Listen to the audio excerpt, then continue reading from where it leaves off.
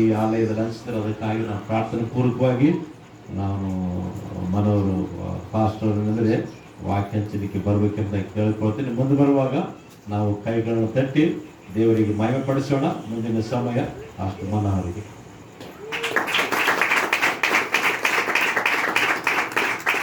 ఇట్టి సమయాన్ని ఇచ్చిన దేవాది దేవునికి మన రక్షకుడు విమోచకుడైన ప్రభు అయిన యేసుక్రీస్తు నామములో వందనాలు చెల్లిస్తున్నాను.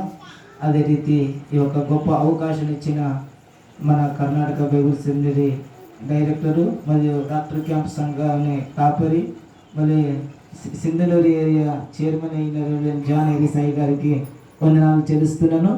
చేరి వచ్చిన మీ అందరికీ మన రక్షకుడు విమోచకుడైన యేసుక్రీస్తు నామములో వందనాలండి. కళ్ళు మూసుకొని ప్రార్థనతో ఈ వాక్యాన్ని ప్రారంభించుకుందామండి. అందరు కళ్ళు మూసుకొని దేవ నాతో మాట్లాడండి. దేవా, ఈ యొక్క మే నెలలో మొదటి ఆదివారంలో నీ సన్నిధానానికి వచ్చినాం. దేవా అయ్యా, మా ఆలోచనలు వేరే, మీ ఆలోచనలు వేరే. అయ్యా, మీరు గ్రహించలేని మహత్కారములు చేసే దేవుడని మనం దేవుని సందర్భంలో ఆయన నెనుస్తూ ప్రార్థనలోకి వెళ్తామండి. అసాధ్యంగల్ சாதியாமே தேவாவுங்கம் வார்த்தையாலே அசாதியங்கள் சாதியாமே தேவாவுங்கம் வார்த்தையாமே அசையாத மழங்கூட சங்கிடுமே அமராத புயங்கூட மங்கிடுமே అసయాద మళగూడ సంగిడుమే అమరాద పుయంగూడ మంగిడుమే எல்லா கனவும் எல்லா புகழும் என்னெல்ல சாத்தியம் செய்வவர்க்கே எனக்காய் நிற்கும் இயேசுக்கே எனக்காய் பேசும் యేసుకే స్తోత్రములు తండ్రి. మహిమ కలిగిన దేవ, మహోన్నతుడైన దేవ, వాక్య స్వరూపుడైన దేవ, వాక్యముతో మాట్లాడే దేవ, మీకే స్తోత్రములు తండ్రి. ఈ సమయంలో దేవేశయ్య, ఈ యొక్క రాత్రికాల సమయంలో ఆరాధనలు మేమందరం నీ పాద సన్నిధానానికి వస్తున్నాము తండ్రి. వాక్య స్వరూపుడైన దేవ, వాక్యముతో మాట్లాడే దేవ, మీరే మాతో మాట్లాడి అద్భుత కార్యములు, విడుదల కార్యములు, ఆశ్చర్య కార్యములు జరిగించమని అడుగుతున్నాము తండ్రి. వాక్య సంపూర్ణ సమయం నీ పాదాలకు సమర్పిస్తూ సమస్త మహిమ ఘనత ప్రభావాలు మీకు ఒక్కరికి చెల్లిస్తూ యేసుక్రీస్తు నామములో ప్రార్థించి అడిగి వేడుకుంటున్నాము మా తండ్రి, ఆమేన్. హల్లెలూయా. దేవుని నామానికి స్తోత్రం కలుగును గాక. చదువుబడిన వేద భాగంలో చూసినట్లయితే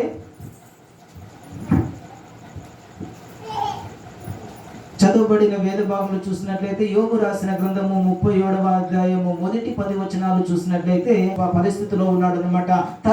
తల నుండి అరకాల వరకు పైనిండా పుండులు వచ్చి బాధతో ఆయన బూడిదలో కూర్చొని బోకు తీసుకొని తన నొప్పిని భరించలేకున్నట్ల అట్లాంటి వేదనలో ఉన్నప్పుడు అక్కడ స్నేహితులు వచ్చి యోబుతో మాట్లాడుతున్నారు అనమాట. ఆయన్ని వేధిస్తున్నాడు అనమాట. ఆయన విశ్వాసాన్ని పరీక్షిస్తున్నారు అనమాట. దేవుని మీద యోబు ఆ విధంగా ఆధారపడి ఉన్నాడని విశ్వాసాన్ని వాళ్ళు ఏం చేస్తున్నారు అనమాట, అక్కడ పరీక్షిస్తున్నాడు అనమాట.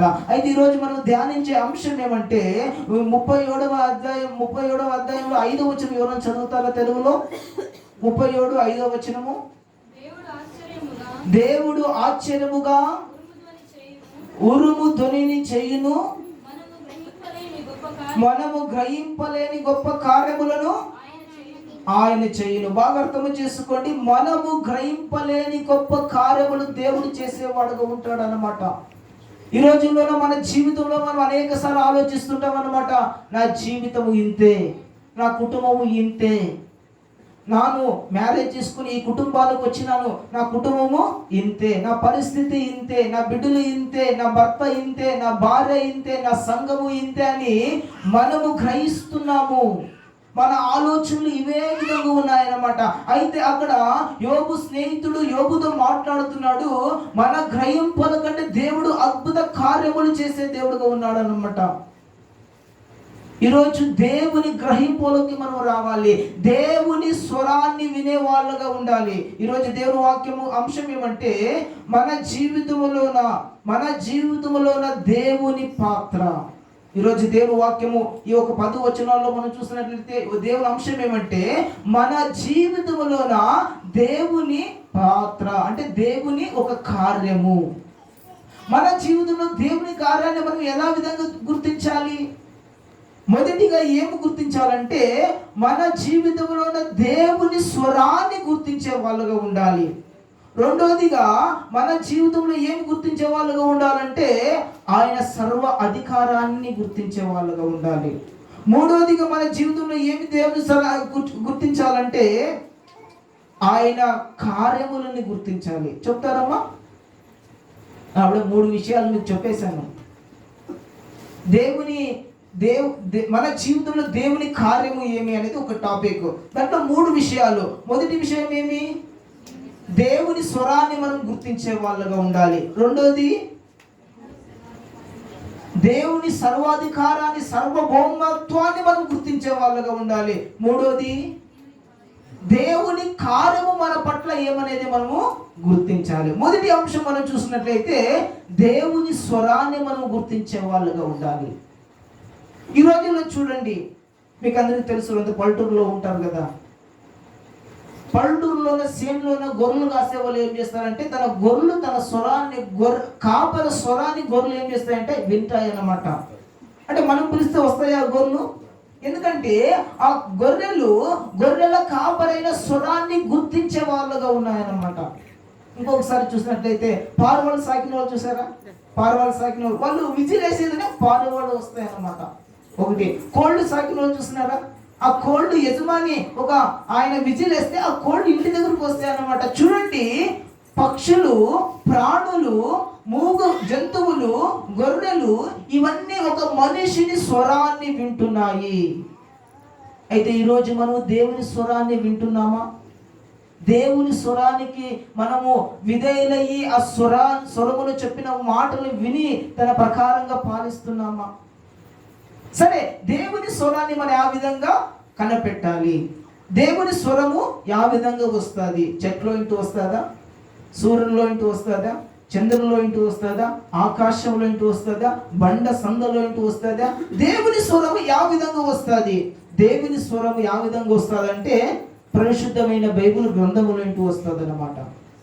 ఆ స్వరాన్ని మనం గ్రహించే వాళ్ళగా ఉండాలి. ఎప్పుడైతే మనం బైబిల్ వాక్యాన్ని చదువుతాము కదా, పరిశుద్ధాత్మ దేవుడు మనతో మాట్లాడే వ్యక్తిగా ఉంటాడు. మన హృదయ ఆలోచనలు ఎరిగిన వారుగా ఉంటాడు అనమాట. దేవుని వాక్యం సెలవిస్తుంది, దేవుని వాక్యం అనేది 2 అంచెల ఖడ్గము. దేవుని అదే ఒక మత్తయి రాసిన సువార్త 5వ అధ్యాయం 1-10 వచనాలు ఈ రోజు చదివితే, ఈ చదివి వాక్యాన్ని ధ్యానించినట్లయితే ఇంకొక అంశాన్ని ఇచ్చే దేవుడుగా ఉన్నాడు. అంటే దేవుని స్వరాన్ని మనం ఎలా కనిపెట్టాలంటే పరిశుద్ధ గ్రంథము నుండి మనం కనిపెట్టే వాళ్ళుగా ఉండాలి. ఒకటి. రెండోది, స్వరాన్ని మనం ఆ విధంగా కనిపెట్టాలంటే సంఘ కాపరైన దేవుని జనుల దగ్గర మన దేవుని స్వరాన్ని వినాలి. మీరు ఏమని అడుగుతారనమాట. ఏమని అడుగుతారు?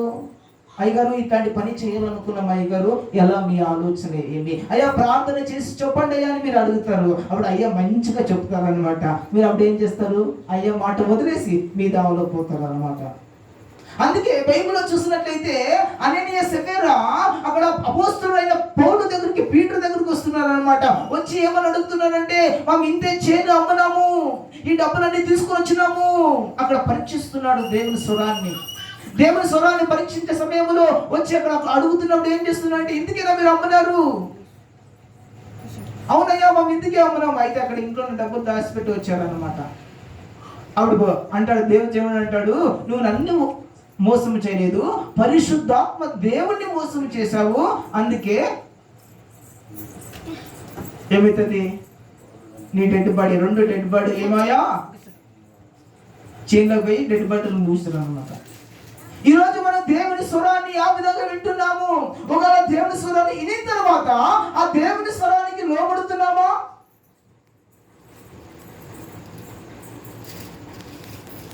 ఒకటి, దేవుని వాక్యముతో ఏంటి దేవుని స్వరం నిలబడతారు. మీరు అదో ఆలోచనలో సంఘానికి వచ్చి కూర్చునవచ్చు.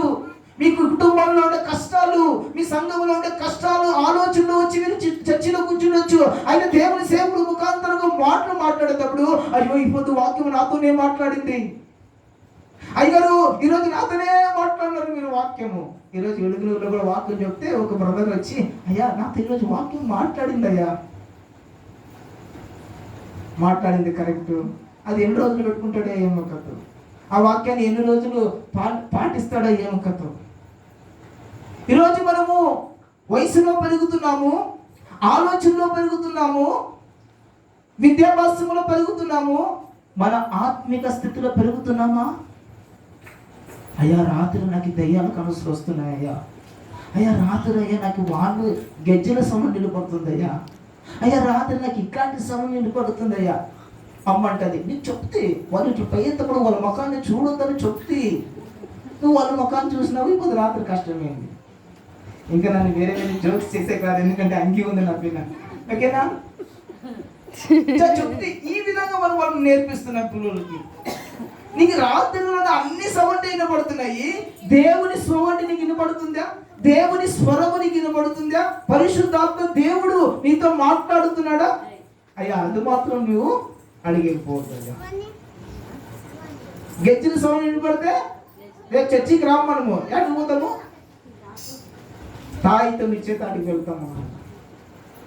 అంటే దేవుని స్వరాన్ని కనిపెట్టి ఆ స్వరానికి లోబడే వ్యక్తులుగా మనం ఉండాలి. అబ్రహాము దేవుని స్వరాన్ని వినా, అబ్రహాము నేను చూపించే దేశానికి నువ్వు వెళ్ళు, నన్ను నీ పెద్ద జనాంగాన్ని చేస్తాను. యా దేవుడు పిలిచినాడో తెలియదు ఆయనకి, యెహోవా దేవుడి పేరే తెలియదు. అయితే ఒక స్వరానికి లోబడా. అపోస్తలుడైన పౌలు కూడా ఆ దమస్క మార్గంలో వెళుతున్నప్పుడు ఆ దమస్క మార్గాల్లో యేసయ్య స్వరానికి క్షమించి తనకు లోబడిన తర్వాత అపోస్తలుగా ఆయన నిలబడా. ఈరోజు దేవుడు మనతో మాట్లాడాలంటే మనతో పరిశుద్ధాత్ముడనే దేవుని సహవాసము మనలో ఉండాలి. పరిశుద్ధాత్మ దేవుడి సహవాసం మనలో ఉండాలంటే మన మనస్సు బాగుండాలి, మన ఆలోచనలు బాగుండాలి, మన చూపు బాగుండాలి, మన పరివర్తన బాగుండాలి, మన ప్రతి ఒక్క క్రియలు చాలా బాగుండాలి. ఇవన్నీ చాలా బాగున్నట్లయితే మాత్రమే పరిశుద్ధాత్మ దేవుడు మనతో మాట్లాడుతాడు. మొదటిగా పరిశుద్ధ గ్రంథము మనతో మాట్లాడుతుంది, రెండోదిగా పరిశుద్ధాత్మ దేవుడు మనతో మాట్లాడతాడు. పరిశుద్ధాత్మ దేవుడు మనతో మాట్లాడాలంటే మనము అన్ని విషయంలోన కరెక్ట్గా ఉండాలి. సూక్ష్మ సెన్సిటివ్ ఏంటంటారు ఇంగ్లీష్ లో? సెన్సిటివ్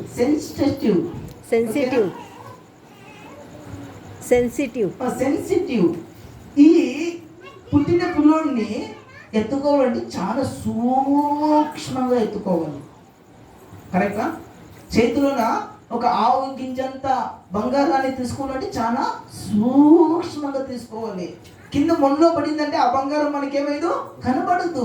పరిశుద్ధాత్ముడైన దేవుడు కూడా ఆయన మనలో నివాసము చేయాలంటే మన పరివర్తన చాలా సెన్సిటివ్ గా ఉండాలి, సూక్ష్మంగా ఉండాలి. ఈరోజు పరిశుద్ధాత్మ దేవుడు మనతో ఎందుకు లేడు, మనతో ఎందుకు మాట్లాడతాడంటే మన పరివర్తన బాగలేదు, మన చూపు బాగలేదు, మన మాట బాగలేదు, మన పరివర్తనే బాగలేదు. పరిశుద్ధాత్మ దేవుడు ఎట్లా మాట్లాడతాడు? బాగా అర్థం చేసుకోండి. అందుకే రోమపుర రాసిన చాలా వాక్యం సూపర్గా వస్తుంది, చేస్తాం. రోమపుర రాసిన పత్రికలో చూసినట్లయితే పరిశుద్ధాత్మ దేవుడు మన కొరకు ఆయన అంగలాస్తూ ప్రార్థన చేస్తాడంట. మన కొరకు పరిశుద్ధాత్మ దేవుడు ప్రార్థన చేయాలంటే, ఆయన హెల్పర్గా మనకు ఉండాలంటే, అడ్వకేట్ గా వకీలుగా దేవుడు పరిశుద్ధాత్మ దేవుడు మనలో ఉండాలంటే, మన జీవితంలో ఉండాలంటే మనం సూక్ష్మంగా మన పరిశుద్ధతని కాపాడుకోవాలా. మన పరిశుద్ధతని కాపాడుకోకుంటే జనాలు నీతో మాట్లాడొచ్చు, బంధువులు నీతో మాట్లాడొచ్చు, స్నేహితులు నీతో మాట్లాడొచ్చు, బిషప్ నీతో మాట్లాడొచ్చు, ఏరియా చైర్మన్ నీతో మాట్లాడొచ్చు. నీ సూక్ష్మంగా పరిశుద్ధతని నువ్వు కాపాడుకోకుంటే అందరూ మాట్లాడవచ్చు. అయితే పరిశుద్ధాత్మ దేవుడు మాట్లాడేదానికి సాధ్యం లేదు. హల్లెలూయా, హల్లెలూయా. దేవుని స్వరాన్ని మనం ఏ విధంగా కనిపెట్టాలంటే పరిశుద్ధ గ్రంథముతో కనిపెట్టాలి. దేవుని సేవకులు చెప్పే మాటలు ఉంటే దేవుని స్వరాన్ని కనిపెట్టాలి. పరిశుద్ధాత్మ దేవునితో స్వరాన్ని కనిపెట్టాలి. నాలుగోదిగా ఎప్పుడు మునకాలేసి ప్రార్థన చేసి మనము సన్నిధి చేసేటప్పుడు, దేవుని సన్నిధానంలో మౌనంగా ఉన్నప్పుడు, అప్పుడు దేవుని స్వరాన్ని వినే వాళ్ళుగా ఉండాలి. హల్లెలూయా, హల్లెలూయా, హల్లెలూయా. సంతలో మీరు ప్రేయర్ చేసినారా? సంతలో ప్రేయర్ చేశారా? అడవిలో ప్రేయర్ చేశారా? జాత్రలో ప్రేయర్ చేశారా? లేదయ్యా, నన్ను ప్రేయర్ చేయాలంటే ఎవరు డిస్టర్బ్ చేయకూడదు, అందరూ సైలెంట్గా ఉంటే మాత్రమే నడుచుకుంటూ పేదవాడు ప్రార్థన చేశారా?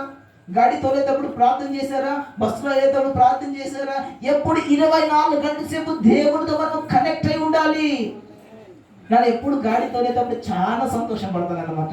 ఈరోజు పొద్దున్న కూడా ఆ స్కూటీలో కంపెనీ నుండి కలుగుడికి వచ్చేటప్పుడు చాలా సంతోషం పడ్డాను. స్కూటీలో బాగా ఒక్కడే ఎవరు ఉండరు కదా, స్కూటీలో రాము మెల్లగా చూసుకుంటా ప్రార్థన చేసుకుంటా దేవుని స్తుతిస్తూ ఆంధ్రభాషలో మాట్లాడుతూ వస్తూ వస్తూ వస్తూ వస్తూ ఉంటే ఆ ఒక కనెక్షనే దేవునితో ఉండే కనెక్షన్ ఎంతో సంతోషం అనమాట. ఎప్పుడు మనం దేవుని స్వరాన్ని వినే వాళ్ళుగా ఉండాలి. యోబు కూడా దేవుని స్వరాన్ని వినే వ్యక్తిగా ఉన్నా. అందుకే ఆయన జీవితం ఎన్ని కష్టాలు వచ్చినా కూడా ఆయన దేవుణ్ణి ఎప్పుడు దూషించని వ్యక్తిగా జీవించినాడు అనమాట. యోబు విషయంలో దేవుడే సాక్షి ఇచ్చినాడు అనమాట. ఈరోజు ప్రియ సంఘం మనము కూడా దేవుని స్వరానికి లోబడే వాళ్ళుగా ఉండాలి. హల్లెలూయా. మొదటి అంశం ఏమంటే దేవుని స్వరానికి లోబడే వాళ్ళుగా ఉండాలి.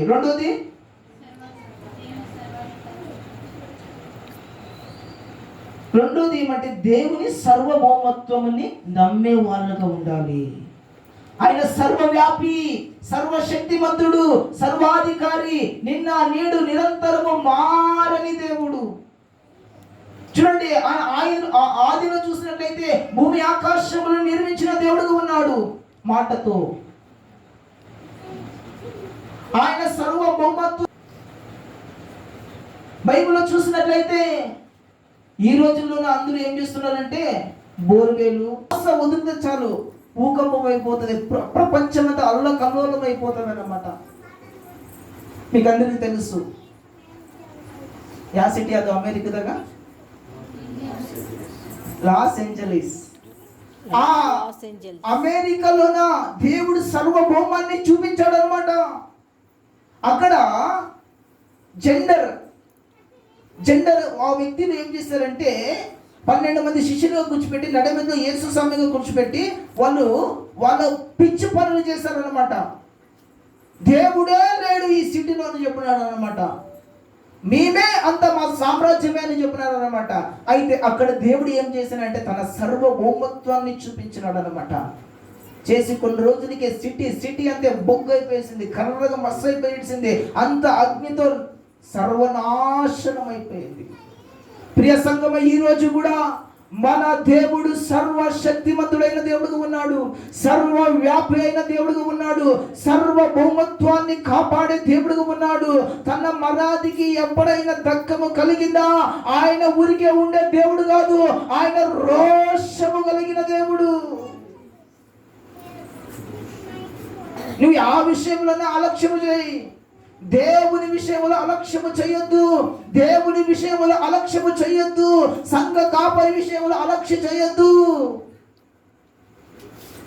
వాళ్ళు అలక్ష్యం చేశారంతే. దేవుడు ఆడాడు, మేమే దేవుళ్ళు అంటే కళ్ళు చేశారు అంతే. వాళ్ళు దేవుడు చూపించాడు.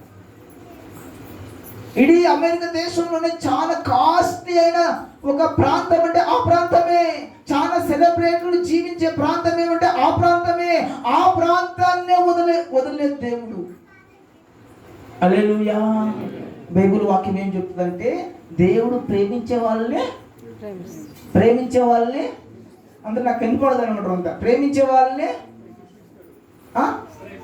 సామ్యూయల్ దేవుడు ప్రేమించే వాళ్ళనే శిక్షిస్తాడు అనమాట. ఇప్పుడు దేవుడు మనల్ని అందరూ ప్రేమిస్తున్నారు కదా.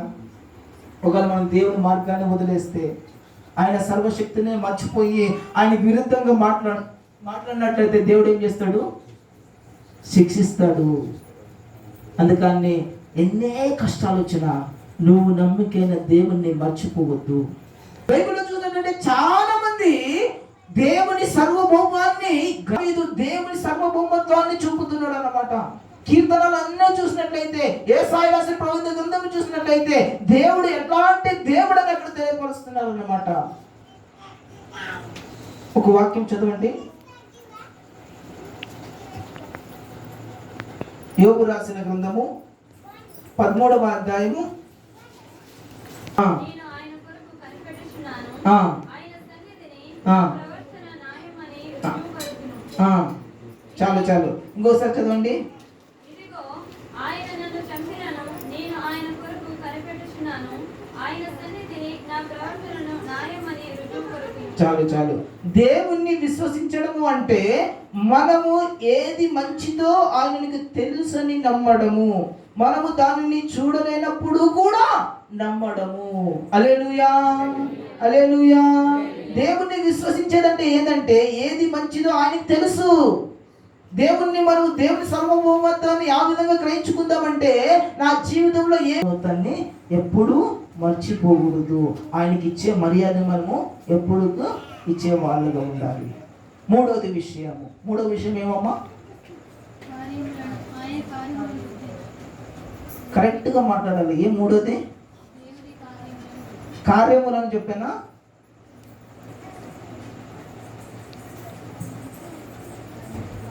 అసాధ్యమైన కార్యములు. 5వ వచనం చదవండమ్మా. 37:5. దేవుడు ఆశ్చర్యముగా ఉరుము ధ్వని చేయుము, మనము గ్రహింపలేని గొప్ప కార్యములను ఆయన చేయను. బాగా అర్థం చేసుకోండి. ఈ మాటని మీ హృదయంలో రాసి పెట్టుకోండి, మీ మనసులో రాసి పెట్టుకోండి. ఆయన మనము గ్రహింపలేని ఆశ్చర్య కార్యములు చేసే దేవుడుగా ఉన్నాడు అన్నమాట. హల్లెలూయా, హల్లెలూయా. ఈ 2025 సంవత్సరము జనవరి నెల ఆ విధంగా మీరు గ్రహించుకొని ఆ విధంగా ఆలోచించుకొని ఈ ఒక సంవత్సరాన్ని ప్రవేశించినారో నాకైతే తెలియదు. ఇక్కడ దేవుని వాక్యము స్పష్టంగా తెలియపరుస్తుంది. మనము గ్రహింపలేని కార్యముల కన్నా ఆశ్చర్య కార్యములు చేసే దేవుడుగా ఉన్నాడు. ఈ ఒక మే నెలలో 5వ నెలలో మనం వచ్చి ఉన్నాము. ఈ నెలలోన ఈ వాక్యాన్ని నువ్వు నమ్మినట్లయితే, ఈ వాక్యాన్ని నువ్వు రిసీవ్ చేసుకున్నట్లయితే, ఈ నెల మొదలుకొని ఈ సంవత్సరం అంతా దేవుడు మన జీవితంలో గ్రహింపలేని కార్యములు చేసేవాడుగా ఉన్నాడు అనమాట. హల్లెలూయా. ఒకరు జోషిగా హల్లెలూయా చెప్పలేదు, ఒకరు ఆమేనని చెప్పలేదు, ఒకరు కూడా ఈ మాటని రిసీవ్ చేసుకోలేదు అనమాట. హల్లెలూయా, హల్లెలూయా, హల్లెలూయా, హల్లెలూయా. తరగతిలోన మూడు రీతిగా ఉండే పిల్లలు ఉంటారనమాట. ఒక క్లాసులోన 3 రీతిగా ఉండే పిల్లలు ఉంటారనమాట. ఒక పిల్లోడు ఏ విధంగా ఉంటాడంటే టీచర్ చెప్పే ప్రతి ఒక్క అంశాన్ని పిన్ టు పిన్ రాసుకొని బాగా దాన్ని తలకలో పెట్టుకొని ఇంటికి వెళ్ళి బాగా చదివే వ్యక్తిగా ఉంటాడనమాట. రెండో వాడు ఏం చేస్తుంటాడంటే అక్కడ ఇక్కడ చూసి టైం పాస్ చేస్తుంటాడు అనమాట. మూడో వాడు ఏం చేస్తుంటే నిద్ర చేసి బెల్లు కొట్టేది ఇంటికి పోయే వాళ్ళుగా ఉంటారు అనమాట. అయితే ఇప్పుడు ఎట్లాంటి రకాల వాళ్ళుగా ఉన్నారు మీరు? ఈ సంఘంలోనే ఎట్లాంటి రకాల వాళ్ళుగా ఉన్నారు? వాక్యాన్ని విని తన హృదయంలో పెట్టుకుని ఇంటికి పోయిన తర్వాత ధ్యానించే వాళ్ళుగా ఉన్నారా? అక్కడిక్కడ చూసుకుంటే ఎప్పుడు 9 గంటలు అవుతుంది, ఎప్పుడు 9:30 అవుతుంది అనే వాళ్ళు ఉన్నారా? లేదంటే మూడోదిగా కన్ను తెరుస్తూనే నిద్ర చేసే వాళ్ళుగా ఉన్నారా? హల్లెలూయా, హల్లెలూయా. మూడో విషయం చూసినట్లయితే మనము గ్రహింపలేని ఆశ్చర్య కార్యములు చేసే దేవుడుగా ఉన్నారు. మీరందరూ అనేకేంటారు, అయ్యా నాకు 20 సంచులు వస్తే చాలా నా సేనికి, మన గ్రహింపు అది. అయితే దేవుడు ఆశ్చర్య కార్యములు చేసేవారుగా ఉంటారు. మీరందరూ అనేకేంటారు, అయ్యా నాకు 60% వస్తే చాలు, పాస్ అయితే చాలు. అయితే దేవుడు దానికి అద్భుత కార్యములు చేసే దేవుడుగా ఉంటారు అన్నమాట. హల్లెలూయా, హల్లెలూయా. ఏమీ లేని పరిస్థితిలోన ఉండే పరిస్థితిలోనే దేవునికి మన జీవితాన్ని సమర్పించినప్పుడు, అయ్యా నా జీవితం ఇంతే, నా ఆలోచన ఇంతే, నా కార్యములు ఇంతే, నాతో ఇంతే ఉంది, నా జీవితంలో కార్యము చేయని దేవునికి సమర్పించినట్లయితే ఆయన అసాధ్య కార్యములు చేసే దేవుడుగా ఉన్నాడు.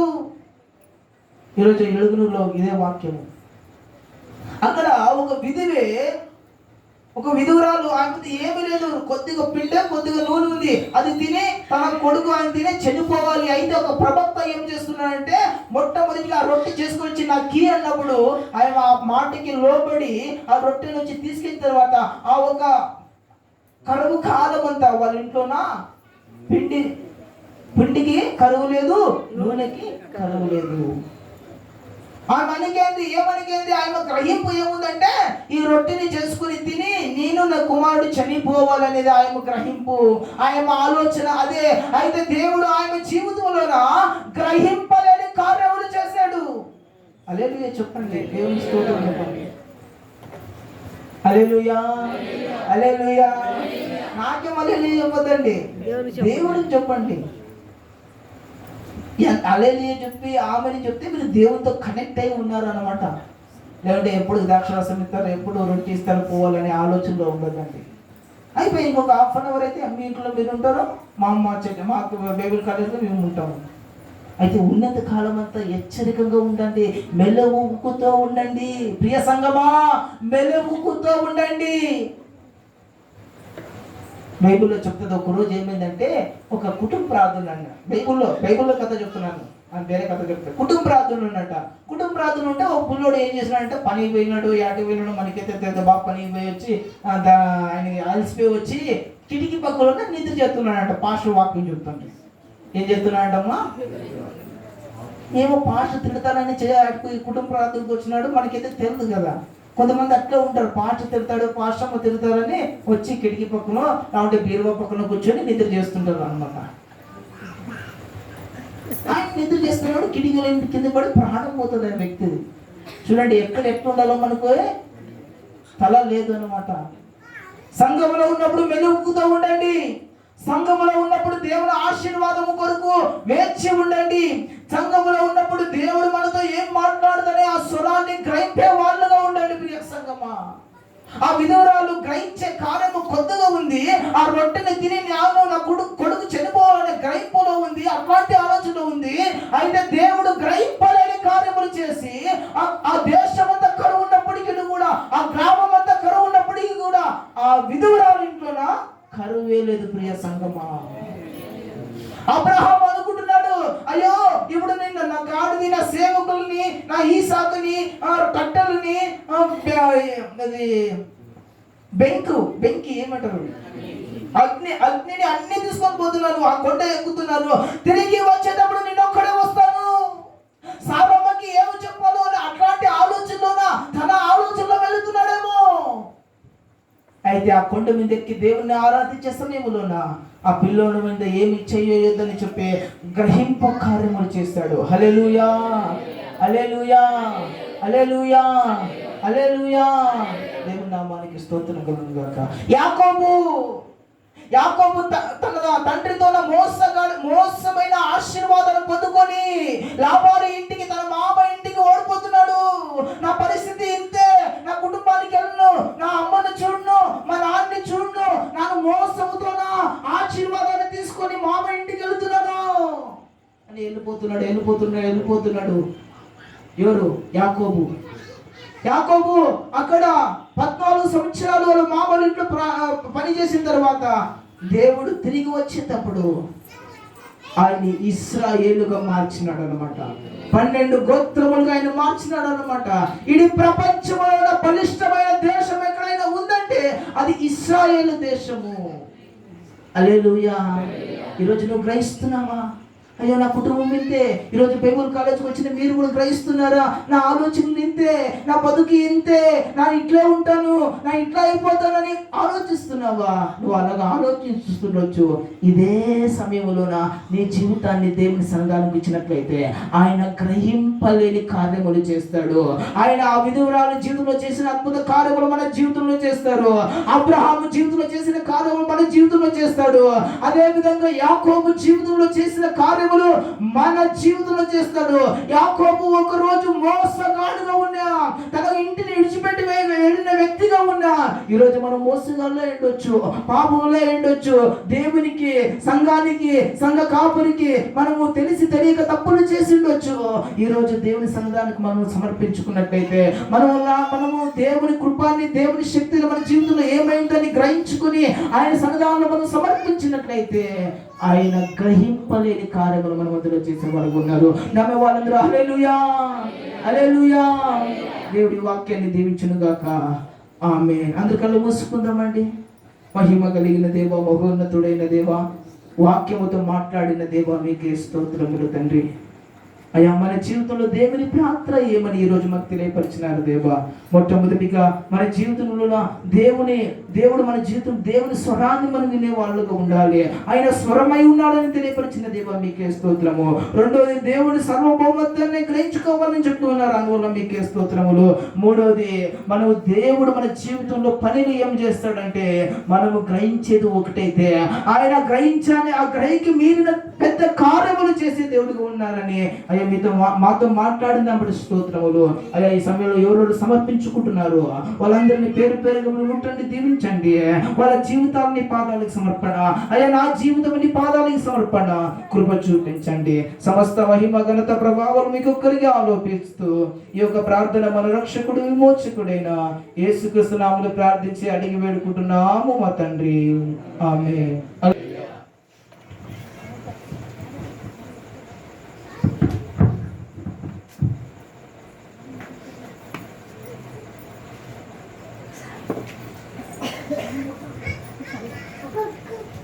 దేవుడికి స్తోత్రవాಗಲಿ. మాతనాడు